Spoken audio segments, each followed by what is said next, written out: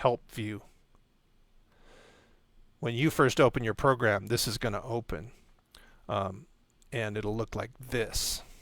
So I highly recommend you do this, a tour of live. It's built-in tutorial.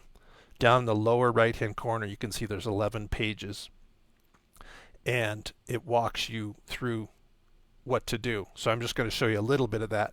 Notice if right here, if I click this on the right, it will open up a live set. That's what we call it in Ableton Live, a set, which can be a song or it can be a full set. And they've already put music in there for your benefit. You go up here and hit play, and you got music.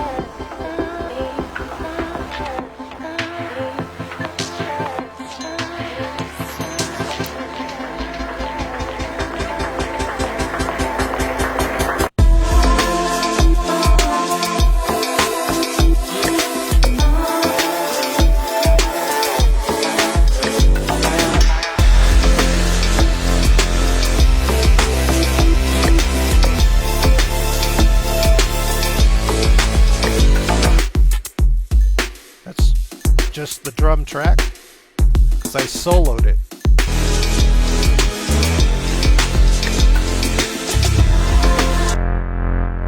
This is this bass track.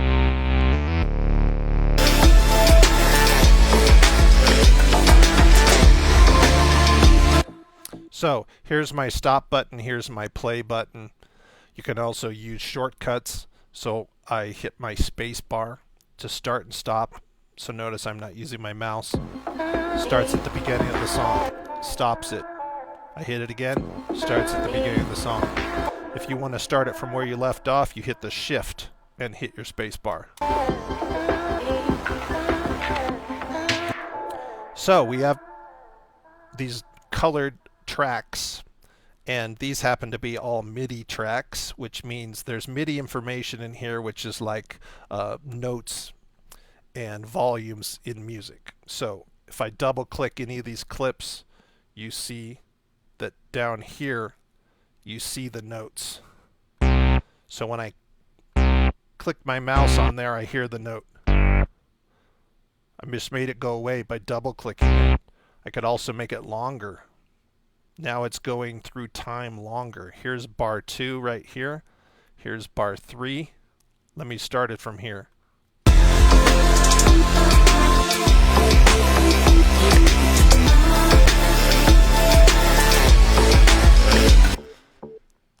I can take the same note and move it to a different note.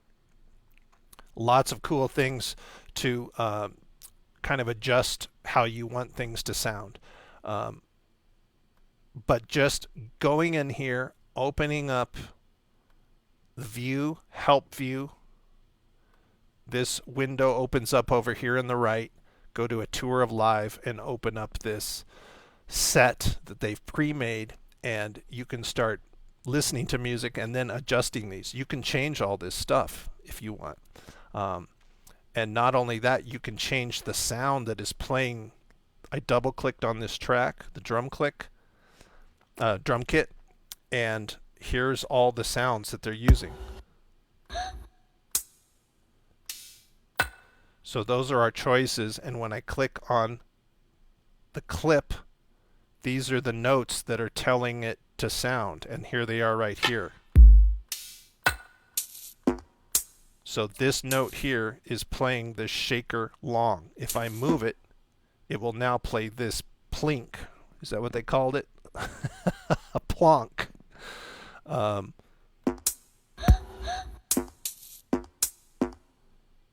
If you are doing this in Ableton and you haven't been able to hear it, make sure that this little icon of headphones is on. And these big red lines are the volumes at which it's playing. Notice I double clicked it, it makes those go away. I could also highlight it and delete. So I highly recommend you open this thing up and then walk through down in the lower right hand corner. Actually, you can't see it because my face is in the way. There's just a button saying next page, and I'll click it right now. let's see. And you'll see on the right, it's telling you we're in arrangement view and here's how it works. One of the cool things about Ableton Live is it has two views. This is arrangement view. Up here in the upper left, you'll see it's bar 1. Over here on the right at the end of the song, it's bar 49. So that's how many bars we have. And down here in the middle of the screen, you can see how much time is involved. So this song is about 1 minute and 50 seconds. You can copy and paste any of this and make the song longer. I'm just copying it like text and can easily extend the song. I'm zooming in and out here by clicking in this gray area above these numbers of the bar, and notice our tempo is over here at 100. I can change the tempo. Now it's 140 beats per minute. We'll go up here, start our... Now it's playing fast.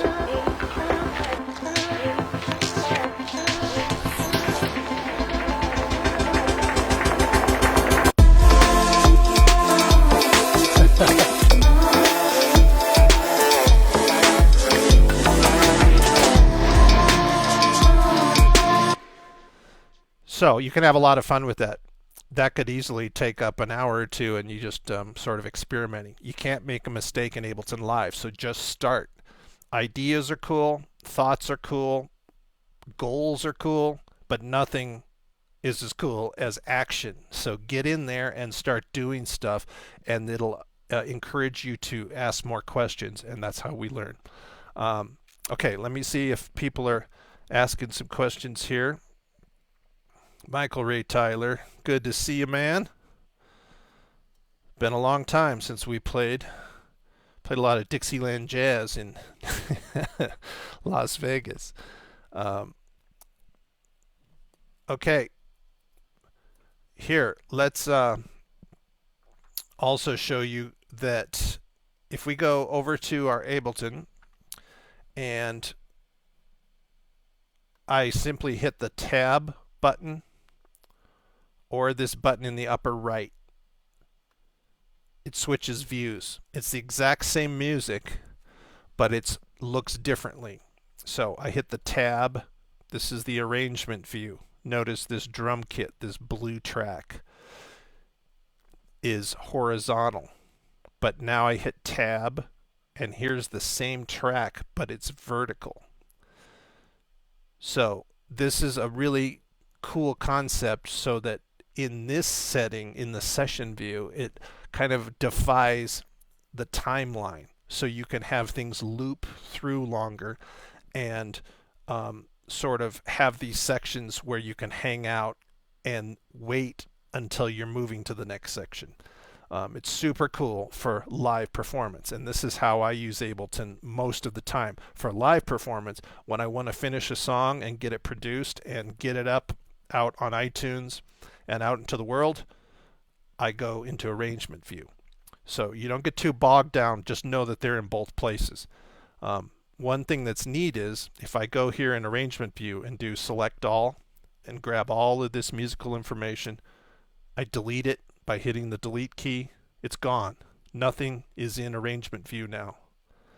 I hit tab. Over here in session view, it's still alive and kicking. So I can hit the drum kit here on this clip play button. Let's adjust our tempo back up to 100. What's neat is I can play this one too.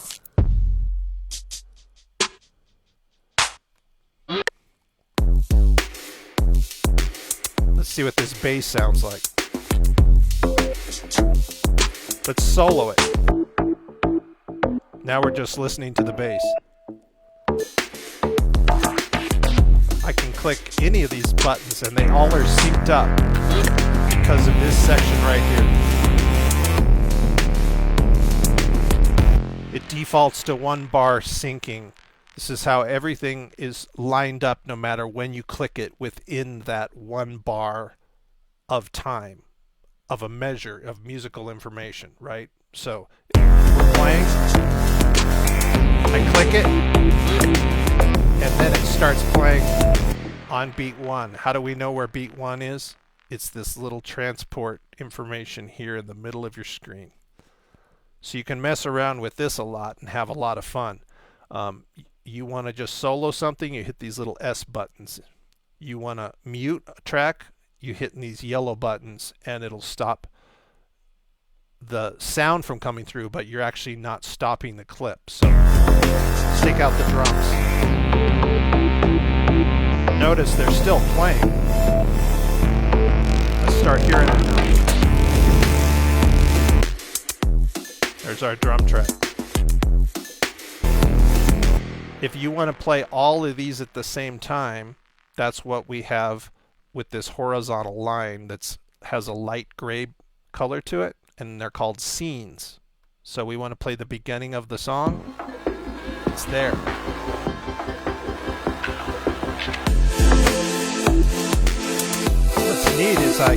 What's neat is I can actually go out of order. I could rename these things and call this intro, and then call this one verse, and call this one chorus, and maybe I call this one outro, you know, or end. We could start the song on the chorus and then right to the outro.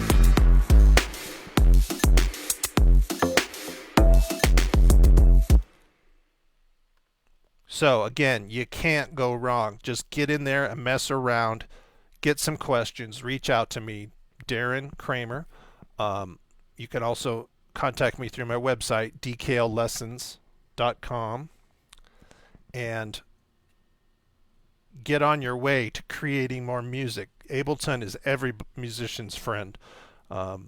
You can use it just to produce tracks, or you can use it to exclusively record your live band, or you can use a combination of it, which is what I love doing, is a combination, kind of the best of live and recorded music. If you guys are interested, I do have a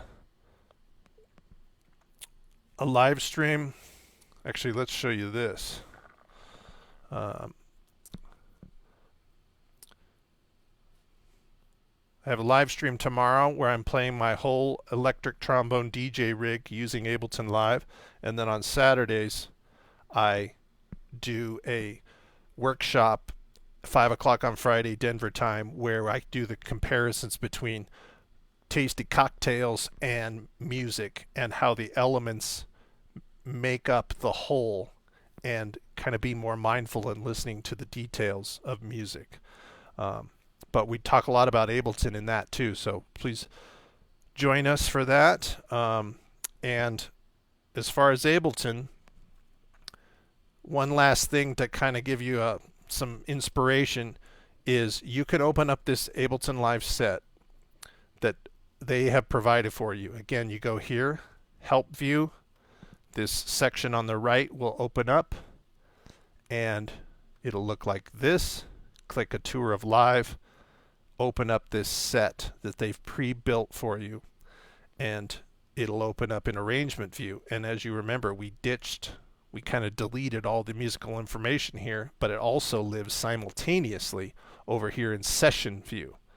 And to end things, I'm going to show you how cool this is. If I hit this record button here, notice the time has started, but we don't hear anything because we got to click some stuff here. So what if I start with this bass?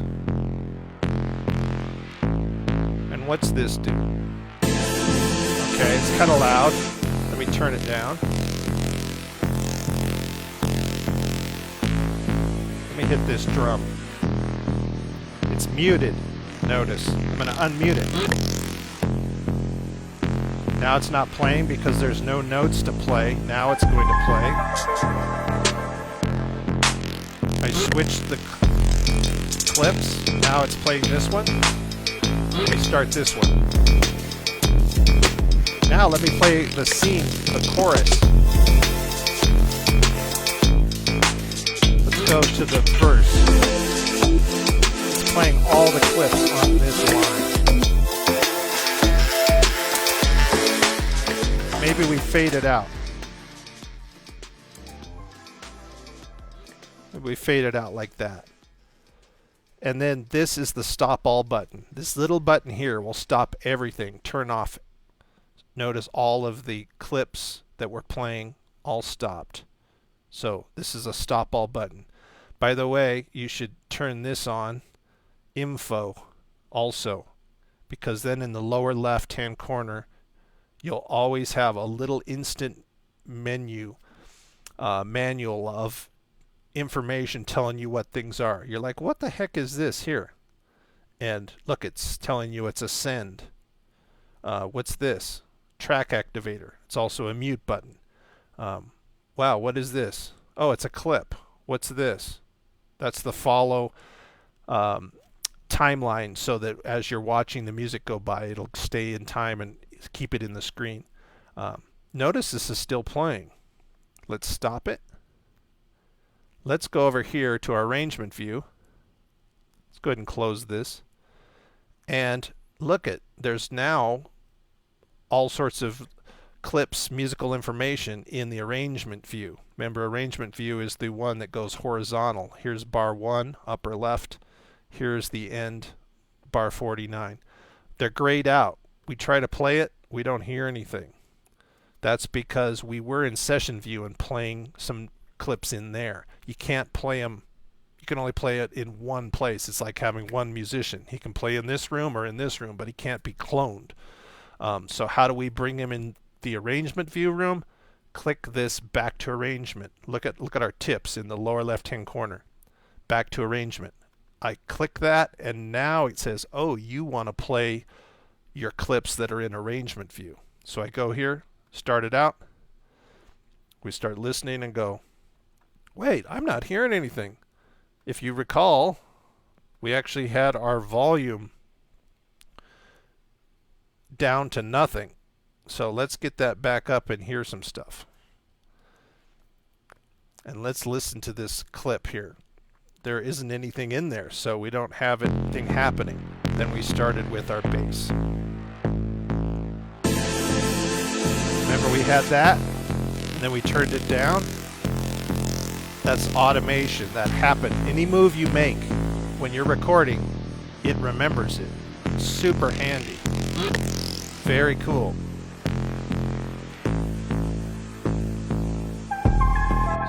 So let's say we had all that and we were messing around and we were being creative and it wasn't good. I could actually go down here and highlight all this stuff and say, man, let's just start there.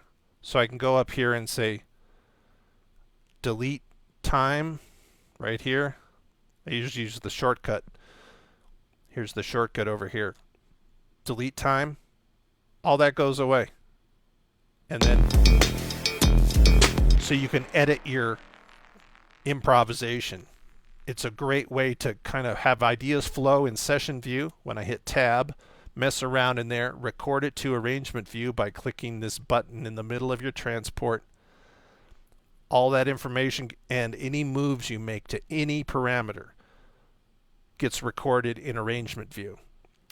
And it gets really, really fun. So mess with those ideas for this week. Reach out to me, Darren Kramer, on Facebook here, or Electric Trombone DJ. And I'm an Ableton certified trainer in Denver. Let's set up some lessons. Go download the tips, which were right here under free stuff on my website, and start having more fun creating music of your own. And I'll be here next Thursday, same time, noon, Denver Mountain Time, and I'm excited to meet you all and hear your new music. Thanks so much. See you next week.